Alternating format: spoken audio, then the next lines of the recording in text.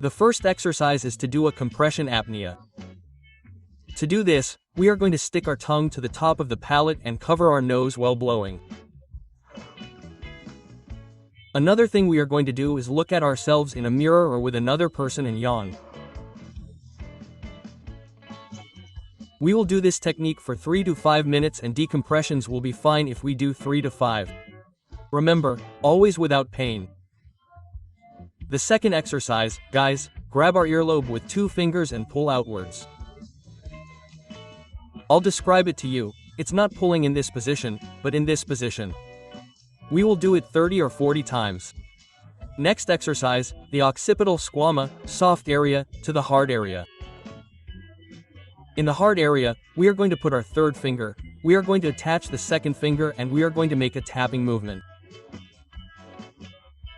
We will do this technique for a minute, as it is a technique to equalize, okay?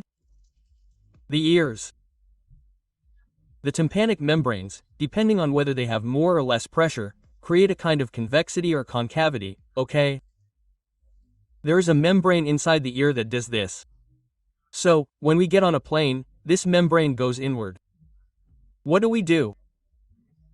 We cover our nose, put our tongue to the roof of our mouth, blow, and the membrane goes out, okay? This tympanic membrane. And we start to hear better. Our ears feel blocked. So, this exercise for people who have problems with this equalization of this tympanic membrane, I think it is very interesting to produce and perform it with these 2 exercises. We are going to do it for at least 3 or 4 times. We are going to put our tongue to the soft palate and cover our nose. We are going to blow filling, but without letting the air out, okay? And we are going to do it for 5 or 6 seconds. We are going to do it 4 times. We take a deep breath, we blow.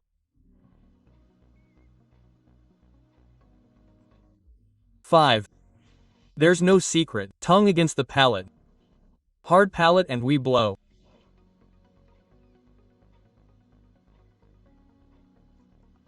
5 seconds, 4 seconds. We're making the membranes do this. Okay, come on, let's do it again.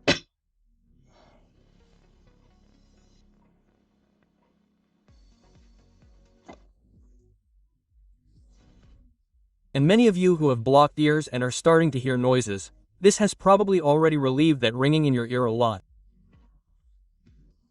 Something as simple as this. Now, what we're going to achieve after equalizing that membrane outwards, moving them, mobilizing them.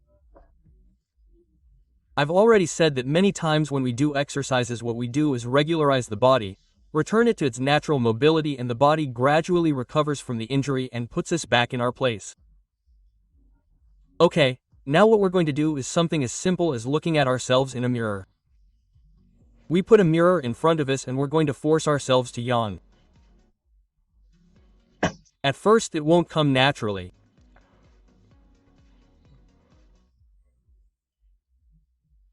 We're going to yawn 5 or 6 times with our mouth. And whoever is watching this video and has already yawned, well, that means I've gotten into your mind and you're already doing exercises for the ear. Come on, 3 or 4 more. Oh, look how the chicken yawns.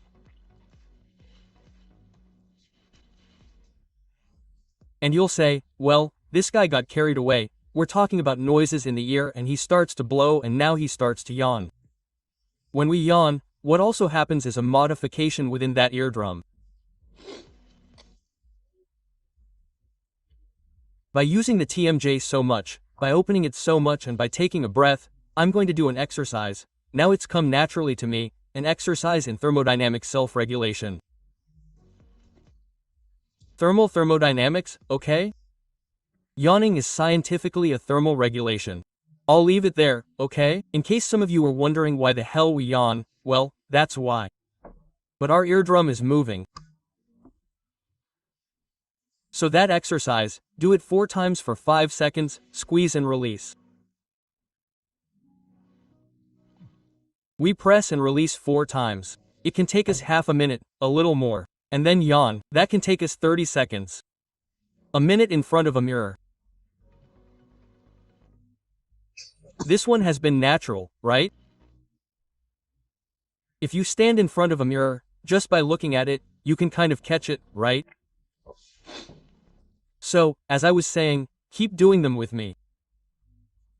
If you have those blocked ears, those noises in the exercises, and if you notice that it goes down or there is a modulation, tell me, put it in the comments, because I think it's something tremendously interesting. Come on, let's continue with the second exercise, and this one is as simple as our ear. We're going to mobilize the external ear, okay? As much as we can, and for that we're going to put our finger in our ear. You can get a glove, okay?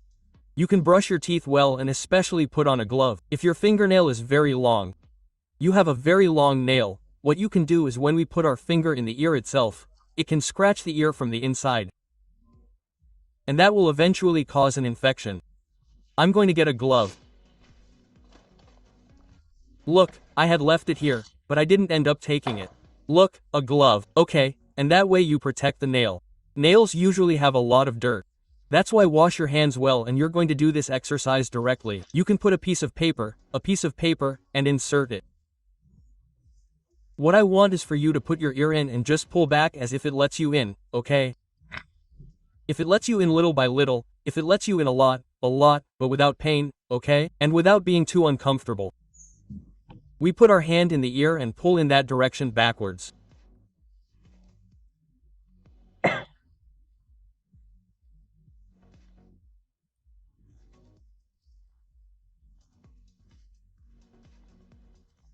And we're going to do rhythmic movements for at least 10, 20 seconds or count to 20.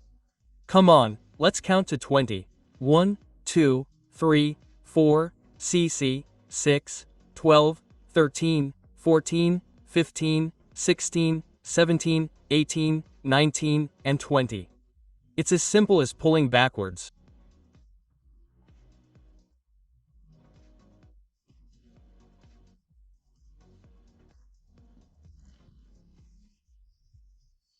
Now we're going to pull forwards. You can change hands and pull forwards, or you can do this directly and pull in that direction. I think it's much more comfortable to change hands and pull, as I said, in that direction.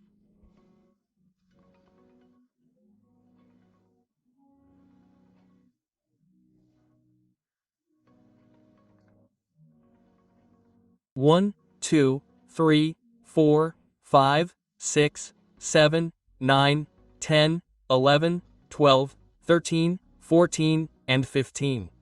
16, 17, 18, 19, and 20. Something as simple as pulling backwards and forwards.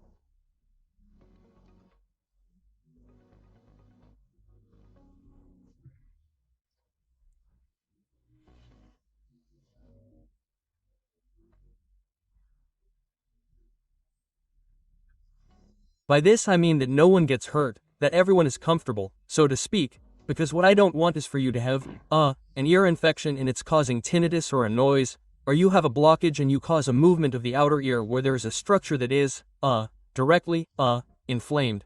What it's going to do is that it's going to hurt.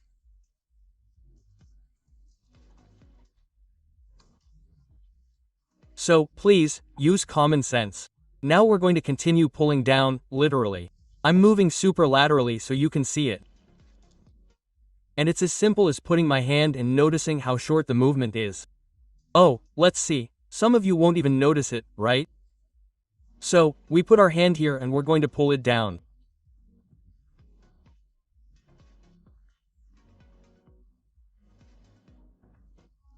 Four, 5, 6, 7, 8, 9, 1, 0, 1, 1, 1, 2, 1, 3, 1, 4, 1, 5, 1, 6, 1, 7. I'm gesturing a lot with my arm.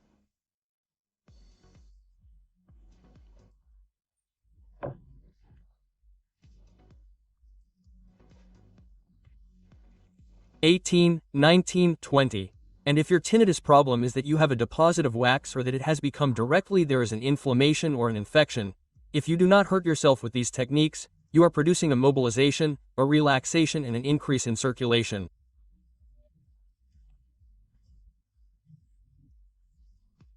You will notice how there is a little warmth inside. Of course, you are mobilizing the tissue.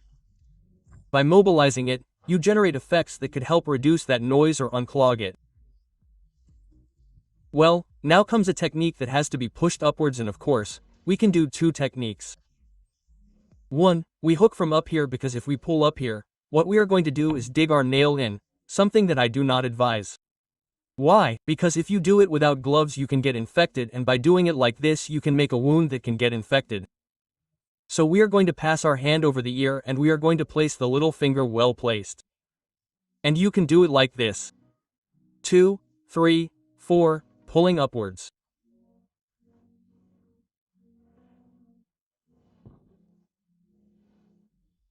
5, 6, 12, 13, 14, 15, 16, 17, 18, 19, 20. As I said, I'm gesturing the movement a lot.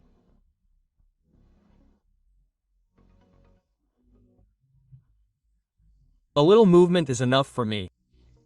Okay, another way to do it is for someone who can fit their big toe in their ear. They could push from here, okay? By putting their little toe in here, they would push up in that direction. Pum, pum, pum. And for someone who has both ears blocked or both ears blocked or with tinnitus, they could work, as we said before, on the directions. This would be forward, backward. That would be backward, okay? Downward. Tremendously simple, okay? And we generate that by IV. It's a movement, it's not ballistic, it's a gentle movement, it's a slow movement, it's a movement that has to fit together somehow, that has to service, damn it, to be okay, but at the same time not to hurt ourselves. Please don't hurt yourself. Many times when we have blocked ears or tinnitus, what we need to do is go to the ENT, or the laryngologist, right? They'll do an examination of the inside of your ear, and they may order tests, and sometimes they'll even give you a spray, which I highly recommend, a spray that dilutes the wax a little bit and makes it go away and come out. Sometimes, your tinnitus may not reduce or it just goes away, or the blocked ear may reduce or go away. So it's a tremendously good exercise. As we always say a million times, until it's healed and beyond. Goodbye, goodbye.